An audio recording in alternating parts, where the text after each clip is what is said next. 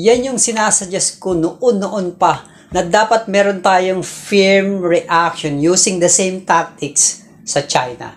Remember I said before, water cannon to water cannon? Chinese knives against Pinoy arnis? And be more assertive. Ganun naman talagang dapat sa mga bully. Dapat sa simula pa lang umalma ka na, establish mo na kagad yung ground mo. But it doesn't mean we are declaring war. We are just defending ourselves. We are not the aggressors. Bakit ang daming Pinoy na takot mag-retaliate sa China?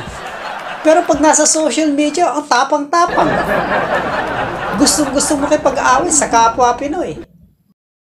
In-explain ko na before na ang China talaga ang takot sa gera. Economic-wise, resource-wise, and pride-wise, yung military might ng China sinasabi nila,